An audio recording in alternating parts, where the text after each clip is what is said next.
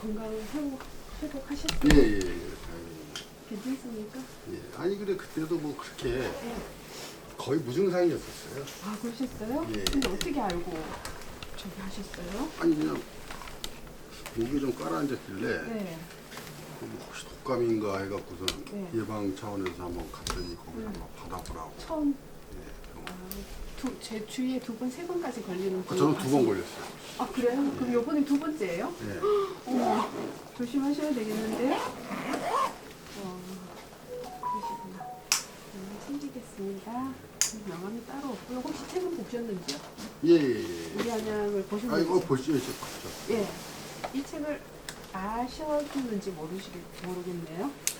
이 책을. 예, 이거 아니 저도 저 사무실 가면 한 번씩 보거든요. 네네네. 네. 저희가 이게 매월 25일에 책이 나오고요. 한번 발행할 때 저희가 7만 부를 발행해요. 매월. 그래서 이제 뭐 우편으로 발송해주기도 하고 또 주민센터에서 다 주민들한테 나눠주기도 하고요. 요 네. 따뜻한 거하고 시원한 거 있는데 또 이렇게 많이 올 줄 모르고 괜찮습니다. 나눠 먹겠습니다. 감독님께서도 혹시 다른 뭐 축구를 이끄는 감독님들이 많이 계시잖아요. 우리나라에도 계시고 외국에도 계시고. 혹시 감독님께서도 모델이 있으신가요? 닮고 싶으신 분, 좋아하는 분 있으실까요? 일단은 제가 이제 지도자를 시작한 계기, 또 예. 내가 지도자를 또 브라질에 그 유학을 보내주신 분이 그 전 올림픽 대표 감독 김학범 감독. 김학범, 감독님. 예. 이제 그 분을 보면서 아 저분보다 내가 더 잘할 수 있을 텐데. 자신감이시네요. 예. 근데 이제 예. 그분이 지도자를 하고 계시는 걸 네. 보고 또 네. 그분이 저를 또 다리를 놔줘서 네. 유학을 보내주시고 네. 그러다 보니까 이제 어떻게 보면 그 김학권 감독 어떻게 보면 제가 굉장히 한편으로는 좀 존경도 했고요. 존경하고, 예, 존경도 했고 또 닮고 싶어 하는 그런 지도자 중에 한 명이었죠. 그럼 이제 감독님께서 2020년 12월에 이제 다시 5년 만에 오셨잖아요. 예. 그리고 이제 오셔서 그 다음에 2021년 시즌부터 저희 이제 FC 안양을 굉장히 좋은 성적을 내는데 역할을 해주셨어요. 혹시 감독님께서 평소에 생각하시는 뭐 전략이나 뭐 방향성 뭐 이런 거 혹시 있을까요? 선수들을 마음을 이끌어내는 서로 신뢰하고 마음을 이끌어내는 그런 지도자가 더 좋은 성과를 내고 또 어떤 그 감독의 목표와 비전과 목표에 같이 일을 하지 않을 수 있지 않을까 이제 그런 생각을 가져서 물론 전략 전술도 물론 굉장히 중요한 부분이고 그것도 뭐 절대 뭐 팀 그 성적에 굉장히 중요한 역할을 한 그게 첫 번째고 네. 많은 선수들이 어떤 감독의 어떤 그 가고자 하는 목표에 같이 부합하지 않는다 그러면 결코 좋은 성적을 낼 수 없다는 그런 생각을 많이 갖고 굉장히 그 선수들하고 어떤 인간적인 관계 선수들을 대하는 태도 이런 것부터 제가 좀 많이 좀 개인적으로 좀 생각을 많이 했고 그렇게 다가가다 보니까 모든 선수가 다 쫓아와 주지는 못했지만은 그래도 일부 주축 선수들이나 이런 선수들이 제 마음을 진실된 마음을 알고 또 저와 같이 그 안양에서 뭐 승격이라는 그런 원대한 목표를 같이 해줌으로써 지금까지 그래도 뭐 아직 목표는 이루지 못했지만 그래도 비교적 뭐 좋은 성과를 내지 않았나 그렇게 생각을 하고 있습니다. 들려주시고 어려운 건 어떤 게 있으셨는지 그런 것도 좀 들려주시면 좋을 것 같아요. 예, 딱 두 가지, 한 가지는 딱 두 가지가 있었는데 올 시즌을 치르면서 어려웠던 점이 이제 하나는 정신적인 측면, 하나는 이제 경기력 측면 두 가지가 올 시즌에 좀 힘들었는데 첫 번째는 뭐 그 18라운드 때 이제 광주랑 경기를 했을 때 4대 0으로 진 경기가 있어요. 근데 그 전에 이제 제가 그 구단에다 요청을 해서 미니 정지훈련까지 뭐 쉽지 않은 그런 것도 어쨌든 재정이 들어가는 거기 때문에 돈이 들어가는 거기 네. 때문에 그 쉽지 않은 결정을 이제 구단에서 흔쾌히 해주셨음에도 불구하고 제가 그 미니 정지훈련을 가서 어떤 전술적 변화도 주고 하면서 첫 경기가 이제 그 광주 18라운드 경기인데 거기서 이제 4대 0으로 치고 나서 물론 이제 뭐 전반전에 선수가 퇴장을 당해서 뭐 어려움을 겪었긴 하지만 프로는 결과거든요. 그러니까 결과가 너무 참담하게 나오니까 제 자신이 너무 좀 힘들었었어요. 네, 좀 심각할 정도로 많이 좀 힘들었었고 이게 그런 게 있거든요. 뭐가 있냐면은 경기를 한두 경기 져도 요거를 다시 일으켜 세울 수 있는 이제 그런 방법은 여러 가지가 있는데 선수들이 전주훈련까지 하고 그때 당시에 그렇게 대패로 해서 충격을 받으면은 말 그대로 코칭 스태프뿐만이 아니고 선수들이 입는 이 데미지는 엄청나게 커요. 그러니까 정신적인 측면에서 완전히 그냥 땅바닥으로 툭 떨어지는 거죠. 그렇게 되면은 이걸 갖다가 다시 일으켜 세우기는 정말 힘들거든요. 네. 이게 스포츠란 그게 스포츠가 그런 게 있어요. 근데 제가 그때도 충격을 받은 게 첫 번째는 이거를 어떻게 일으켜 세워야 되나. 그다음에 두 번째는 내 자신도 이제 멘붕이 오다 보니까 내 자신 자체도 컨트롤을 못 하겠더라. 네, 그때 굉장히 힘들었었어요. 그때가 정신적인 측면, 나뿐만 아니라 선수도 그랬겠죠. 네. 이제 그때가 좀 정신적인 측면에서 좀 많이 힘들었었고. 근데 뭐 경기를 하다 보면 이길 수도 있고 질 수도 있고 그렇지 않습니까? 그러니까 제가 말씀드리는 게 좀 전에 말씀드린 게 경기하는 거는 어느 팀이든 우승팀도 고비가 있고 항상 있어요. 그렇죠. 근데 이제 아까도 말씀드린 거는 단순하게 경기를 지는 거는 다시 일으켜 세울 수 있지만 대패를 하거나 굉장히 그랬을 때는 충격이 커요. 이게 그리고 우리가 나름대로 전지훈련을 통해서 준비도 많이 했는데 이렇게 돼 버리니까 이게 그냥 완전히 그냥 바닥으로 떨어지는 멘탈이 네. 완전히 바닥으로 떨어지게 되면은 이게 정말 힘들거든요. 이제 그런 부분에서 이제 좀 전체적으로 좀 저도 그렇고 선수들도 많이 힘들었어. 네. 이제 경기적인 측면에서 두 번째는 이제 저희가 이제 3라운드 로빈 그러니까 한 37라운드서부터 이제 28, 9라운드서부터 40라운드 마지막 경기 그때까지 부상자들이 계속 나왔어요. 도미노 현상처럼 한 명 다치고 그다음에 또 다치고 또 다치고 그러다 보니까는 그때 당시에 저는 외부적으로는 말을 안 했지만 설령 우리가 플레이오프나 승강 플레이오프 가더라도 과연 이거를 이겨낼 수 있을까? 추측 선수들이 다 다쳐버리면 그 아무리 뛰어난 감독이 그걸 다시 일으켜 세우기 힘들거든요. 근데 그때 당시에 막 말 그대로 줄부상으로 계속 한 경기 끝나면 2명 나오고 한 경기 끝나면 또 나오다 보니까 굉장히 그 경기력 측면 또 그런 데서 굉장히 힘들었어요.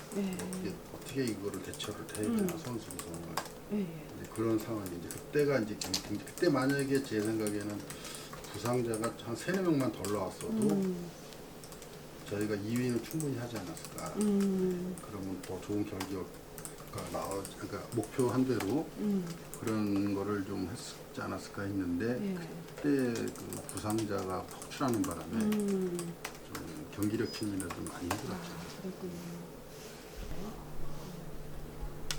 되뇌이고 싶지 않은 얘기긴 하지만 그 후유증이 후유증이 아직도 좀 남아 있어요 지금. 후유증이 좀 많죠. 근데 이제 아마 뭐 아쉽죠. 너무 아쉬울 정도가 아니죠. 뭐 구단 주신 뭐 최대호 시장뿐만이 아니라 뭐 단장님, 구단 직원들, 지원 스태프, 선수들, 코치들 아마 그 충격이라기보다도 그 아쉬움은 아마 제가 제일 클 거예요. 제가 경기라는 게 오히려 뭐 예를 들어서 홈에서 0대 0으로 비기고 수원 가갖고 예를 들어서 뭐 3대 1이나 2대 0이나 그냥 후반전에서 그렇게 해서 경기력 차이로 그냥 경기를 졌으면 그래도 우리가 많이 부족하구나 그렇게 해서 그냥 덜 후유증이 덜 남을 텐데 예, 좀 물론 경기 내용은 수원한테 사실 밀린 건 사실이에요. 그쪽에 선수 수층이 너무 좋기 때문에 거기한테 조금 밀린 거는 사실이지만 그래도 선수들이 기대 이상의 그 투혼을 발휘해주고 하면서 거의 뭐 또 승부차기까지 가면은 어떻게 될 상황이 어떻게 변화가 이루어질지 모르는 상황이었기 때문에 추가 시간에 그 골을 먹었을 때의 그 벤치에서 제 심정은 진짜 그 가끔 보면은 그 만화에서도 보면 뭐 이렇게 해놓고서 이렇게 해놓은 거 있더라고요. 이렇게 하고 아무 생각 없다는 거. 그 생각 그 멍해지더라고요. 그 순간. 뭐 우리 선수들이 너무 열심히 잘해줬기 때문에 그게 충격이 더 큰 것 같아요. 너무 잘해줬기 때문에 더 아쉬움이 크고 그런 기회가 또 내년이나 후년에 또 오라는 건 없거든요. 그렇기 때문에 좀 경기가 끝나고 나서도 한 일주일 정도 지날 때까지도 잠을 못 잘 정도로 후유증이 컸죠. 뭐 슬퍼하고만 있을 수 없잖아요. 그럼요. 그래도 좀 마음은 아프지만 선수들한테는 어떻게 또 위로의 말씀을 해주셨는지. 사실 뭐 제가 있는 그대로 말씀드리면 선수들한테 그 위로의 말을 전달해 줄 수 있는 그 상황이 되지 못했어요. 경기가 끝나자마자 저는 인터뷰하러 들어갔었고 선수들은 거기서 이제 씻고 들어오는 상황이었고 그 다음에 그러니까 토요일 날 경기 끝나고 이제 월요일 정도에 같이 그 전체적으로 매년 하듯이 회식을 하면서 밥을 먹으면서 거기서 이제 마무리를 했는데 그 당시에 그거를 하려고 했다가도 그때 그게 터졌잖아요. 이태원. 이태원. 그래서 그 회식 자체를 못했어요. 그래갖고 지금 아직도 이게 좀 아쉬움이 남는데 그게 만약에 이태원 그 사건이 터지지 않았다 그러면은 이제 월요일날 회식하면서 술 한잔 하면서 할 텐데 그게 좀 그것 때문에 아직 선수들끼리 마무리 뒤풀이를 하질 못했어요. 그러면 이제 은퇴하지 말고 이제 다음을 또 계약해야 되잖아요. 2023년 시즌은 어떤 각오로 임하실 생각이신지 계획이 있으신지 여쭤보고 싶어요. 글쎄요, 뭐 우리 팬들도 그렇고 이번에 특히 그 수원 경기를 하면서 우리 서포터나 팬들이 보여준 그 응원 이런 거는 제가 안양에서 여태까지 한국 생활을 하면서 늘 우리를 응원해주고 늘 우리 선수들을 격려해주고 팬들과 서포터들이었지만 제가 이번에 두 경기를 보면서 정말 너무 감동을 받았고 그런 분들을 위해서라도 내년에 또 습격을 할 수 있는 기회를 만들어야죠. 보답하는 기회도. 또 물론 올해 우리가 그 습격을 못했지만은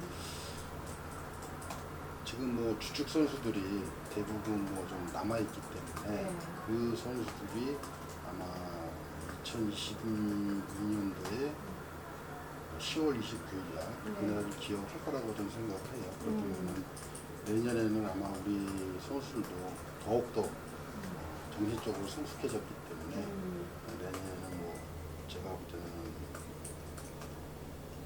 승강 플레이오프 이런 거보다는 그냥 우승을 해서 다이렉트로 습격을 하는 게 음. 저하고 저희 선수들의 목표가 아닌가 이렇게 생각을 하고 있습니다. 네. 그러면 이제 마지막으로 이제 저희 우리하는 보신 국자분들 7만 명 계셔요. 국자님들께 이제 해주실 말씀, 시민들께 해주실 말씀. 지금 제가 드릴 말씀은 좀 전에도 제가 얘기를 했지만은 우리 선수들은 경기장에서 우리 안양 우리 특히 선수들이 FC 안양의 뭐랄까 DNA랄까 그게 뭐냐면은 정말 어느 팀한테도 쉽게 지지 않는 그런 끈끈한 팀이거든요. 굉장히 조직력 이런 걸 떠나서 선수들끼리 뭉쳐서 경기장에서 보여주는 힘이 굉장히 강한 팀인데 그조차는 거기서 나오는 힘은 우리 팬들하고 서포터들이 열심히 응원해주기 때문에 그런 힘이 나온다고 생각을 하거든요.